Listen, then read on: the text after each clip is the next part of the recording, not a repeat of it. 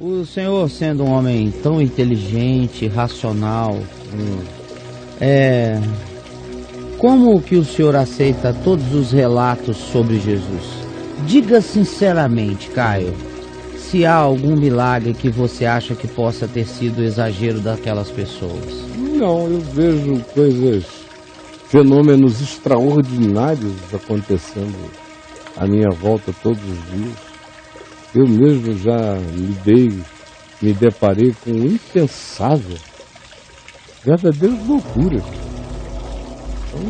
Um cara que, por exemplo, não vou nem partir do Evangelho, tá? Você vai falar daqui. Eu vou falar aqui do meu cotidiano. Do chãozinho aqui. Um cara que, juntamente com centenas de amigos e um professor de física, no segundo semestre de 1974, houve aquele bulício, aquela barulheira à volta, aquele movimento, aquela correria com aquela perplexidade. Logo virou silêncio. Quando a gente olhou para cima, passava sobre a nossa cabeça uma montanha. Em 1974, toda vazada de luzinha de dentro para fora. Silenciosa, imensa. Quarteirões de tamanho pairando sobre a nossa cabeça. Em Manaus, no Amazonas, centenas de pessoas vendo. Bom, é uma loucura falar sobre isso, né? Não tem nada a ver com o milagre de Jesus, narrativa do Evangelho, mas é uma loucura inexplicável na cabeça de um cara racional. Ao meu lado, um professor de física ateu naquele tempo. Ixi. E eu perguntei a ele, como é que o senhor interpreta isso, professor Bessa? Ele disse, não há nada nesse mundo, isso não é desta ordem de coisas. Eu não estou falando dos milagres. Eu estou falando de absurdo. A gente lida com absurdo o tempo todo. O cara está vivo no universo e vem me perguntar se eu tenho problemas com os milagres de Jesus. É uma brincadeira isso. Porque se eu estou vivo neste universo, e se eu acompanho pelo menos as teorias físicas, astronômicas, os achados, as intuições que vão se transformando em fórmulas, em teorias, depois em experimentos, depois em comprovações. Isso é assim que a ciência trabalha. Bom, eu disse, ele tem problema com os milagres de Jesus e não tem problema com o fato de que ele está vivo no universo. Que é um absurdo estar vivo no universo. É um absurdo você imaginar se toda a massa universal detectável, toda ela pode ser reduzida e levada de volta a uma ervilha. Pode se adensar. Tudo que a gente chama de massa no tempo-espaço pode voltar no Big Bang a ser uma coisa do tamanho da cabeça disso aqui. A massa inteira. Tudo teria vindo daquilo. Só que isso aqui, para existir isso aqui, é uma loucura inconcebível. Como é que existe algo em algum lugar primal que, em explodindo, dá origem a tudo que existe, e tudo que existe fazia parte de uma síntese nessa coisa que, todavia, já existe, e existe numa complexidade de existência que não pode simplesmente ser absorvida como uma afirmação que diga era do tamanho de uma cabeça de ervilha. Não. Se era o universo inteiro que estava ali, essa cabeça de ervilha é o universo. É loucura. E como é que você assume que existe uma cabeça de ervilha por si só no universo? É loucura. Aí ele vem me perguntar se eu acho que o quê? Pegar 5 pães e 2 peixinhos e fazer virar comida para 5.000 pessoas é desproporcional perto da cabeça de ervilha. Se isso que vira não é o um universo. exagero do pessoal. Vira o universo. Aí a narrativa do Evangelho está em xeque. Porque 5 peixes viraram muitos peixes e alguns pães viraram muitos pães? Se a teoria racional astronômica aceita pela maioria reduz o universo a uma cabeça de ervilha, o que é mais chocante? É o universo ter vindo de uma cabeça de ervilha ou Jesus multiplicar pães e peixes para alguns milhares de pessoas? Não é desproporcionalmente mais básico o que Jesus fez? Mais ridiculamente idiota o que Jesus fez? Agora, ele não tem problema quando a teoria científica faz viajar da cabecinha de ervilha para a expansão universal. E fica com problema quando alguém diz que Jesus andou sobre a gravidade, sobre as águas. É isso que eu não entendo. As pessoas vivem no absurdo de existirem. E não tem nenhum problema com isso só porque elas estão vivas. E leem um texto, uma narrativa que para mim é básica. É básica do ponto de vista até da fenomenologia quântica. Até se eu não pensasse que Deus está livre para qualquer intervenção que Ele queira no ambiente fenomenológico da sua criação, ou de trazer para dentro, ou de fomentar dentro, Ele é livre para fazer o que Ele queira, onde Ele queira. Só existe algum onde, em algum lugar, porque Ele é, porque Deus é. Então, quem quer que tenha essa convicção, não precisa nem estar pensando acerca de Deus para admitir um monte de fenomenologias do ponto de vista do milagre quântico, do fenômeno quântico. Então, para onde quer que você olhe, quanto mais a ciência evolui, até do ponto de vista da racionalidade mesmo, o Evangelho não é um problema, faz tempo. Quanto mais ciência, menos problema o Evangelho será.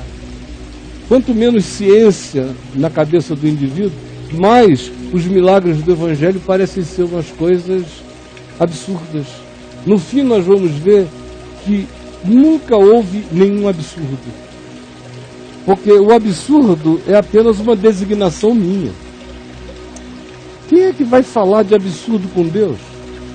Se Deus é o absurdo. Se eu não quiser falar em absurdo, eu não devo falar em Deus. Deus é o absurdo. Quem crê em Deus, crê no absurdo. Quem diz que não crê em Deus, mas crê que um fenômeno fez o universo produzir, o nada produzir um conteúdo sintético de uma matéria infinita, está tendo mais problema ainda para crer. Mas crê a si mesmo. Só porque acompanha os dados científicos da viagem do universo, do macro-universo, hoje detectável por nós, e vai fazendo os experimentos e as teorias levam até uma certa física primal reduzida, e o indivíduo aceita. Mas se embasbaca com qualquer outra tolice. O Evangelho, na realidade, só traz uma coisa chocante. Só uma. Quem quer que creia nessa coisa chocante, está liberto de todo e qualquer outro problema. Quanto a crer em qualquer outra coisa. É o que, Caio? É a ressurreição dos mortos de Jesus. Não é um morto ressuscitar, é o morto ressuscitar. Não é um morto ser ressuscitado, é o morto morrido, profundamente morrido e matado, ressuscitar de si mesmo e sozinho. Por si só. Com todas as evidências de que ressuscitou de maneira sobrenatural. Deixa um casulo de lençóis no qual tinha sido envolvido oco para trás de si, vazado, atravessa paredes, ingere alimentos e bebidas, e eles não ficam soltos em algum lugar, são processados, ele atravessa a parede e leva a tilápia que comeu para uma outra dimensão, para ser digerida numa glória inexplicável. Bom, depois que o cara diz, eu creio nessa ressurreição, é que ele passa a crer no resto, né? Porque eu não creria que Jesus, por exemplo, nasceu de uma virgem.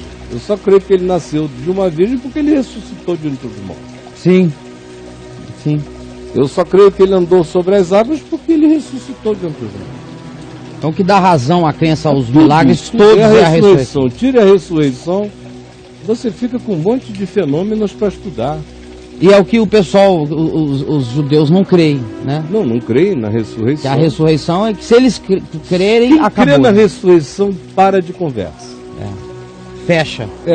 Se ele ressuscitou, tudo está explicado. Se ele não ressuscitou, dá um tiro na cabeça. Porque nada mais tem explicação.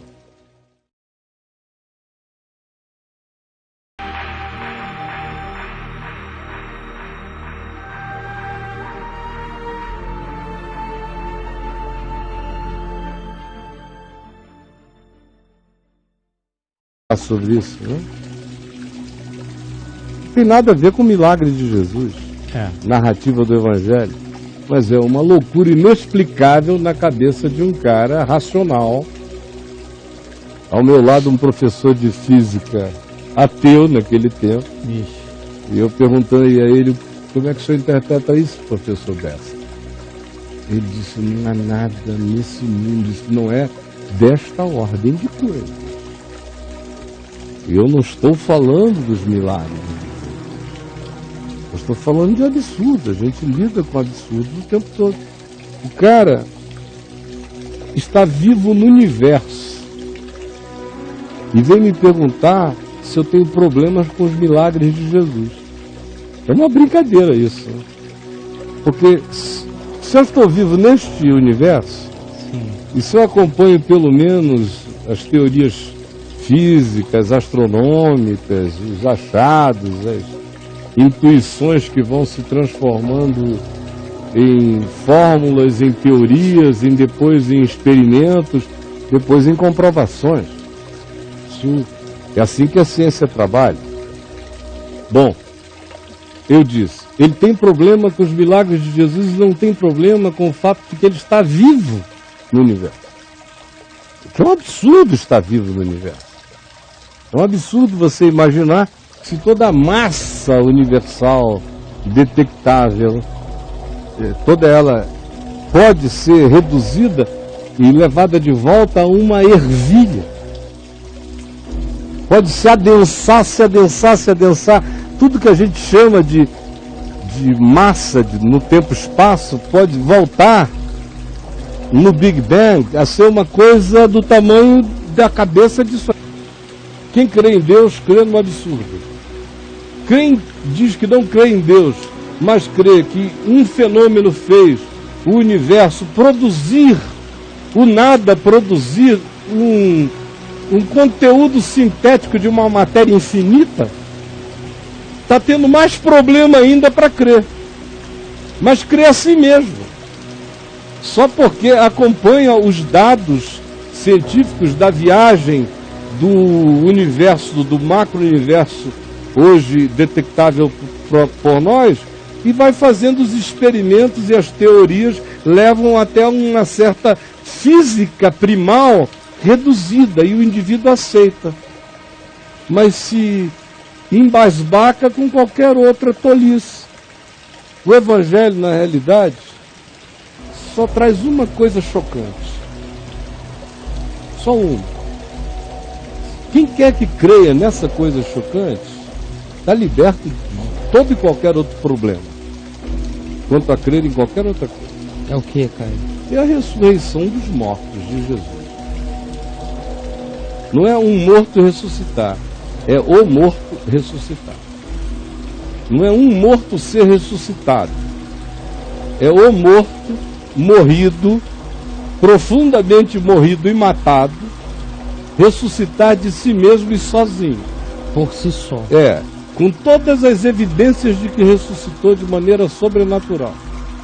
Deixa um casulo de lençóis no qual tinha sido envolvido, oco, para trás de si, vazado, atravessa paredes, ingere alimentos e bebidas, e eles não ficam soltos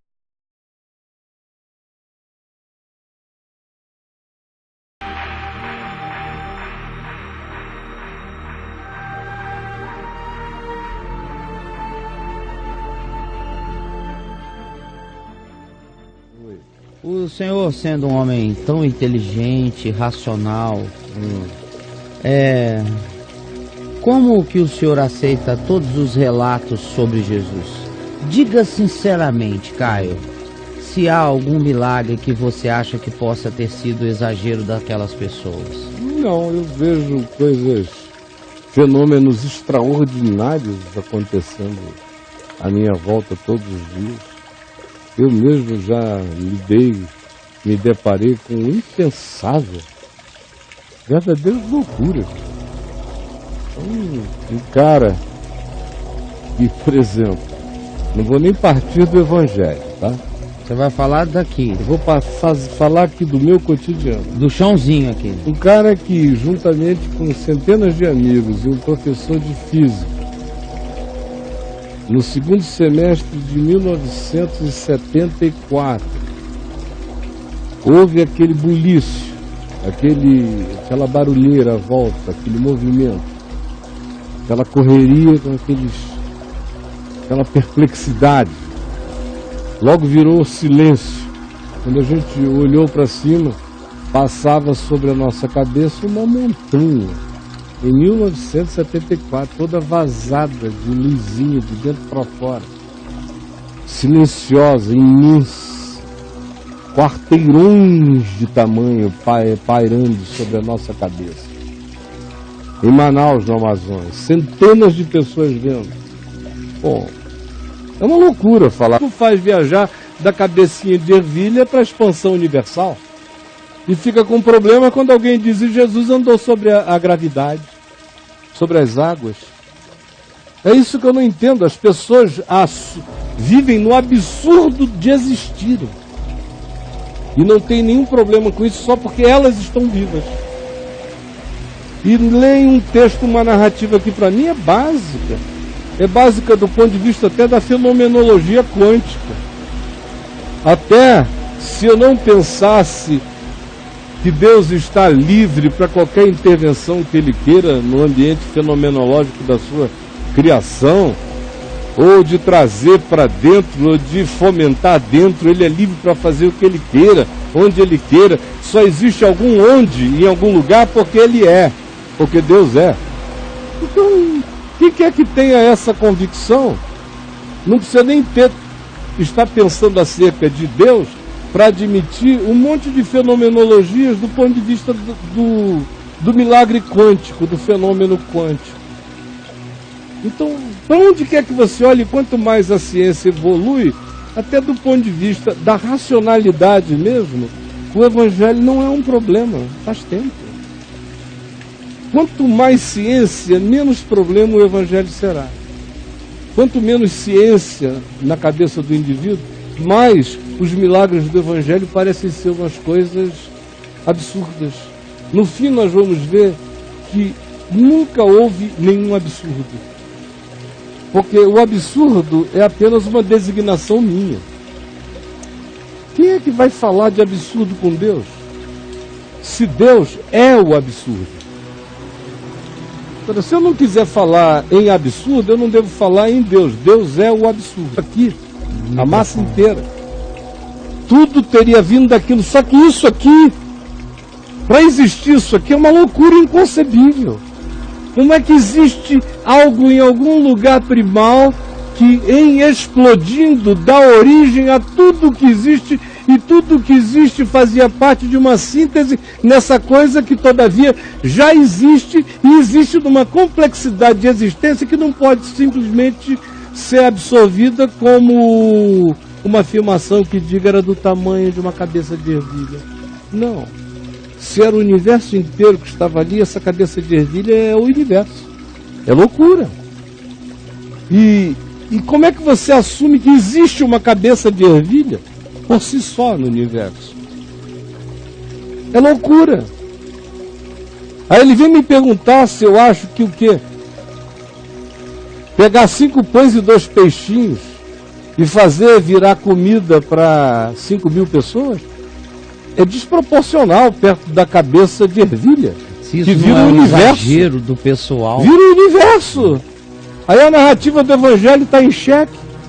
Porque 5 peixes viraram muitos peixes e alguns pães viraram muitos pães? Se a teoria racional astronômica aceita pela maioria reduz o universo a uma cabeça de ervilha, o que é mais chocante? É o universo ter vindo de uma cabeça de ervilha ou Jesus multiplicar pães e peixes para alguns milhares de pessoas? Não é desproporcionalmente mais básico o que Jesus fez? Mais ridiculamente idiota o que Jesus fez? Agora, ele não tem problema quando a teoria científica